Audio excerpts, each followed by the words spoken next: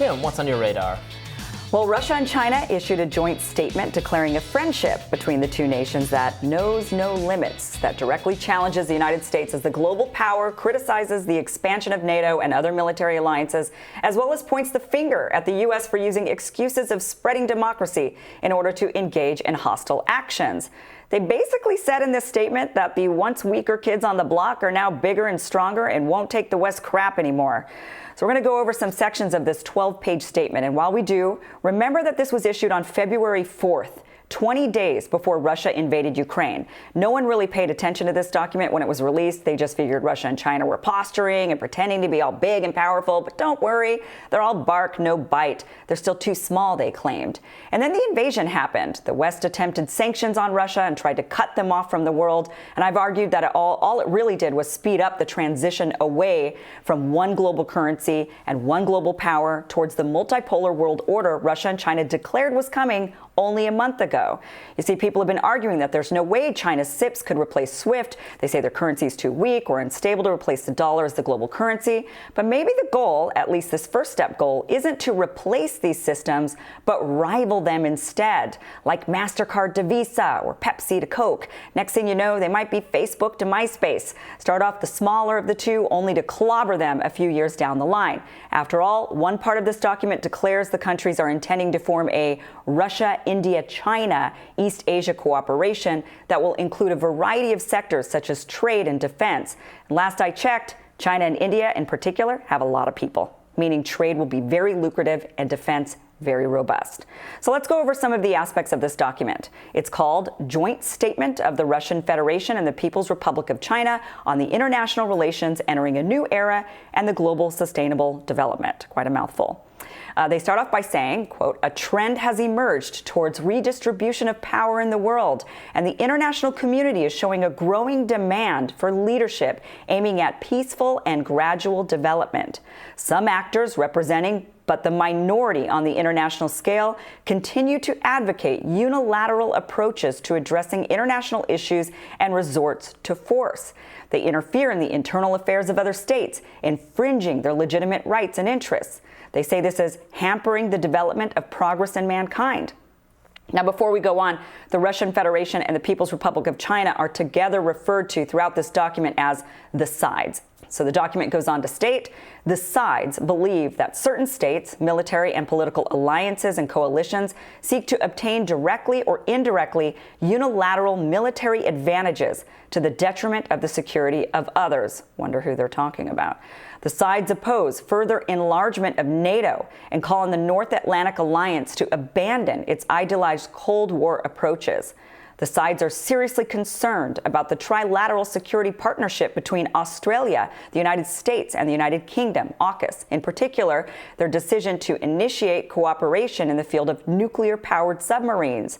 They say this is increasing the danger of an arms race in the region and poses serious risks of nuclear proliferation. They say the nuclear weapons states should abandon the Cold War mentality and zero-sum games and reduce the role of nuclear weapons in their national security policies. They express concern over the advancement of U.S. plans to develop global missile defense and deploy its elements in various regions in the world and even into outer space, saying they support an international commitment not to be the first to place weapons in space, preventing a space arms race. The document calls out U.S. bioweapons and chemical weapon activities. They call on the United States to accelerate the elimination of our stockpile of chemical weapons. Now, regarding democracy, they say there is no one-size-fits-all template to guiding countries in establishing democracy. A nation can choose such forms and methods of implementing democracy that would best suit its particular state based on its social and political system, its historical background, traditions, and unique cultural characteristics. It is only up to the people of the country to decide whether their state is a democratic one, they say. The sides believe that the advocacy of democracy and human rights must not be used to put pressure on other countries. They oppose the abuse of democratic values and interference in the internal affairs of sovereign states under the pretext of protecting democracy and human rights and any attempts to incite divisions and confrontation in the world. Now, they don't only discuss these military and defense issues and point out the U.S., but they also discuss the Russian and China trade partnership they're forming within the Belt and Road Initiative. They call on developed countries to help the developing ones catch up. They talk about investing in sustainable transport and fighting climate change. They also address the origins of COVID, saying that, quote, that ascertaining the origin of the new coronavirus infection is a matter of science. Research on this topic must be based on global knowledge, and that requires cooperation among scientists from all over the world. The sides oppose politicization of these issues. The sides call on the global community to jointly promote a serious scientific approach to the study of the coronavirus origin. Now, they end this joint statement asserting themselves and claiming they are the world's powers, calling for peace in the world, saying, quote, the sides call for the establishment of a new kind of relationship between world powers on the basis of mutual respect, peaceful coexistence, and mutually beneficial cooperation. They reaffirmed that the new interstate relations between Russia and China are superior to political and military alliances of the Cold War era. Friendship between the two states has no limits. There are no forbidden areas of cooperation. Strengthening of the bilateral strategic cooperation is neither aimed against third countries nor affected by the changing international environment and circumstantial changes in third countries. The sides reiterate the need for consolidation, not division, of the international community, the need for cooperation, not confrontation. The sides oppose the return of international relations to the state of confrontation between major powers when the weak fall prey to the strong. The sides intend to resist attempts to substitute universally recognized formats and mechanisms that are consistent with international law for rules elaborated in private by certain nations or blocs of nations, and are against addressing international problems indirectly and without consensus, oppose power politics, bullying, unilateral sanctions, and extraterritorial application of jurisdiction, as well as the abuse of export control policies, and support trade facilitation in line with the rules of the World Trade Organization. The sides reaffirm their intention to strengthen foreign policy coordination, pursue true multilateralism, strengthen cooperation on multilateral platforms, defend common interests, support the international and regional balance of power, and improve global governance. So one thing that I really want to point out as well about this document is that they talk a lot about the UN, how they want to use the UN as the sort of guide for how the world should be run, or who should be leading the world. They, as I also mentioned before, they did talk about India being part of their new East Asia Cooperative, and India was one of those nations that did not condemn Russia's invasion of Ukraine. They also assert in this document China's one nation policy. And they also brought up holding Nazis accountable, which is what Putin has been using as one of the excuses for going into Ukraine, is to, to denazify the place. So interesting document. Curious what you guys think about. I mean, this came out February 4th, and, here we are. Bunch of lies and platitudes. Yeah, the top part was hilarious, where they're like, it's outrageous that some countries invade the sovereignty of other countries and resort to outrageous, military. I say, outrageous. It does feel, when you read it now after Russia has invaded Ukraine, it does feel a bit like, wait, all of these things that you've said in here, I'm not really sure about. But again, they do state in this document, they state, we believe in the one China policy, and we believe in the denazification. So they almost did set like this. Well, we don't agree with this kind of growing military power around the world. We don't really agree with NATO expanding, and we're maybe willing to do something about that to stop this, and in order to rebalance the globe. So they didn't really kind of take away their opportunity to do this. I would kind of worry now a little bit about Taiwan seeing this after seeing what's happened in Ukraine and this document being put out. But they do definitely say, look, there's a new world order, and it's multipolar. China might worry that getting Taiwan would be more trouble than they thought it would previously, watching Russia struggle in Ukraine. I think some of these, these untested military forces might...